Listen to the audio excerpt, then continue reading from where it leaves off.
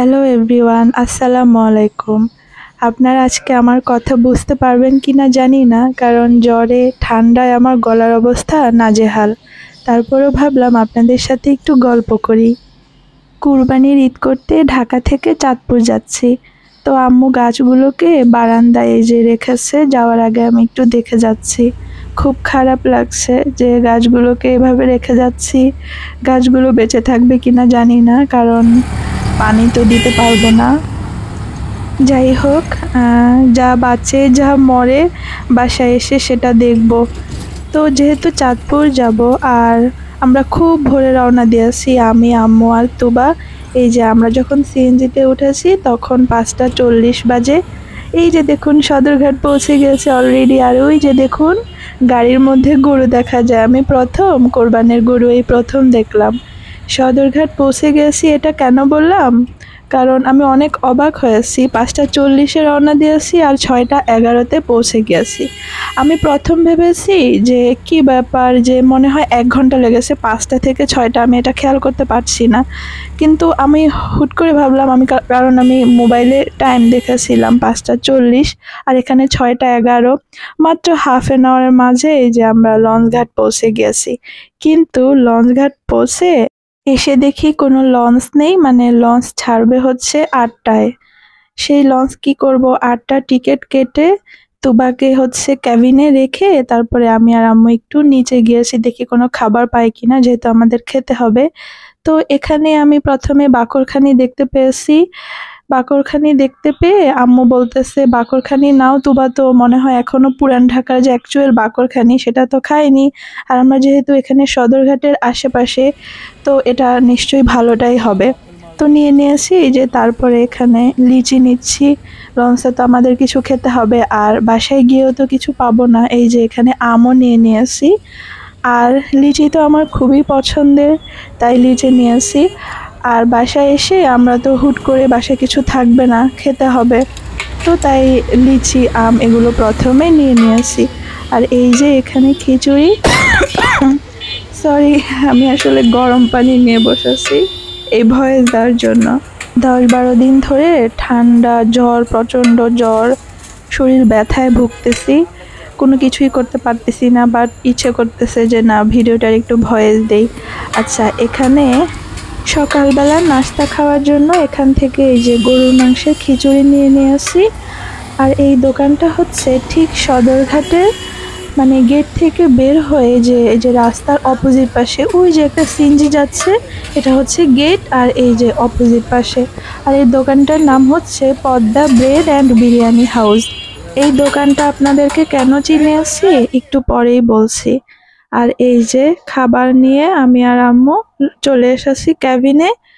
তো প্রথমে এসে লিচি খাচ্ছি আমরা, যে আমি টেস্ট করছিলাম যে লিচিটা কেমন হয়েছে। অবশ্য আমি খেয়েই একটা টেস্ট করে এনেছি, অনেক মিষ্টি ছিল। কিছু লিচি থাকে না, খেয়ে একদম মন প্রাণ শান্তি হয়ে যায়, এই লিচিটা ঠিক সেরকম ছিল, অনেক মিষ্টি আর মজা। তো আমরা লিচি খেয়ে এইবার হচ্ছে খিচুড়িটা খেয়ে নিচ্ছি। তখন বাজে মনে হয় 7:30। আমরা এত দ্রুতই খেয়ে নিচ্ছি কারণ খিচুড়িটা অনেক গরম ছিল। ও আপনাদেরকে দোকানটার কথা বলেছিলাম যে এই দোকানটা আমি আপনাদেরকে কেন চিনে আসি। খিচুড়িটা এত মজা ছিল, মানে খুবই মজা। আমি এক্সপেক্ট করি নাই এত মজা হবে, বাট আমি যখন খিচুড়িটা নিচ্ছিলাম তখনই বুঝতে পেরেছি যে না, এটা অনেক মজা হবে। আপনাদেরকে একটা রিভিউ দিয়ে দিলাম যে কেমন মজা। আর এটা আসলে আমাদের লাকি বলা চলে। তো খিচুড়ি খাচ্ছি আর আমরা বাইরের প্রকৃতি দেখছি, কারণ লঞ্চ তো ছাড়বে 8টায়, আমরা তো অনেক আগে এসে বসে আছি। তো লঞ্চ ছাড়ার অনেকক্ষণ পরে এত গরম ছিল। তো এই যে, আর এটা ক্যাবিনটা ছিল 3 তলায়, তো আমি ভাবলাম ছাদের পাশে একটু হাঁটাহাঁটি করি। তো এই যে এখানে আবার একটু পেয়ারা কিনলাম আমাদের জন্য। আর হচ্ছে মানে এত গরম ছিল, মানে লঞ্চটা ছোট ছিল, আর 8টার আগে আর কোনো লঞ্চও ছাড়ছিল না। গরমে আমি একদম অস্থির হয়ে গিয়েছিলাম, মানে আমি আম্মু তুবা আমরা সবাই অস্থির হয়ে গিয়েছিলাম। একটু আগে যে খিচুড়ির কথা বললাম না, যে লাকি বলা চলে আমরা এটা পেয়েছি, কেন বলেছি, আমরা যখন ভোরবেলা সিএনজি দিয়ে আসছিলাম তখন তুবা বলতেছিল সিএনজিতে যে আপু আমি খিচুড়ি আর মুরগির মাংসের গন্ধ পাচ্ছি এত সকালবেলা। তখন আমি আশেপাশে তাকিয়ে দেখলাম এটা নিউ মার্কেট এরিয়া, আর আমরা তো জানি ওইখানে একটা খিচুড়ি বিরিয়ানি এগুলো থাকে, কিন্তু হয়তোবা কেউ রান্না করছে কারণ তখন ভোর প্রায় 6টা বাজে। তো আমি ভাবলাম যে আমি বললাম আচ্ছা ঠিক আছে, আমরা তো পুরান ঢাকার পাশ দিয়ে যাওয়ার সময় দেখি যদি কোনো খিচুড়ি বা মুরগির মাংস পাই নিবনে। কিন্তু সিএনজি এত দ্রুত চলে এসেছে, আর আমি পুরান ঢাকা এরিয়ায় আসার সময় খেয়াল করেছি প্রত্যেকটা দোকান বন্ধ, কারণ স্বাভাবিক সকালবেলা এত ভোরে তো পাওয়া যাবে না। তো পাইনি, আমার খারাপ লেগেছে, বেচারা মুরগির মাংস আর খিচুড়ির সাত সকালে গন্ধ পেয়েছে, কিন্তু আমরা কিনতে পারিনি। যাই হোক, তারপর তো সদরঘাট এসে তুবাকে লঞ্চে বসিয়ে দিয়ে আমি আর আম্মু বাইরে খাবার কিনতে গিয়ে যখন আমি খিচুড়ি দেখতে পেয়েছি অনেক খুশি হয়ে গেছি। আর আমি সত্যি এক্সপেক্ট করিনি খিচুড়িটা এত মজা হবে, মানে আলহামদুলিল্লাহ আমরা মানে তুবারও এত পছন্দ হয়েছে, আমার আম্মুর, আমরা খেয়ে খুব মজা পেয়েছি। আর এই যে গরম, প্রচণ্ড গরম, গরমের মধ্যে যেহেতু ক্যাবিনে থাকতে পারছি না, তাই আমি তুবা আম্মু আমরা এসে ডেকের মধ্যে বসে আছি। আর এই যে এটা হচ্ছে মুন্সিগঞ্জ, তখন মুন্সিগঞ্জ পৌঁছেছিল, আমি একটু মুন্সিগঞ্জ ঘাটের আবার একটু ভিডিও করেছিলাম। আর এই লঞ্চটা মুন্সিগঞ্জ হয়ে চাঁদপুর এসেছে, আর ছোট ছিল, খুব বেশি বড় ছিল না। আর আমি এই গরমের মধ্যেও চা খেয়েছি। ওদের হচ্ছে আদা চা ছিল না, রং চা ছিল, রং চাটাই খেয়েছি। কি করব, আমার তো হচ্ছে মানে কাশি প্রচন্ড, একটু আদা চা খাওয়ার কারণে মানে রং চাটা খাওয়ার কারণে অনেক ভালো লেগেছে।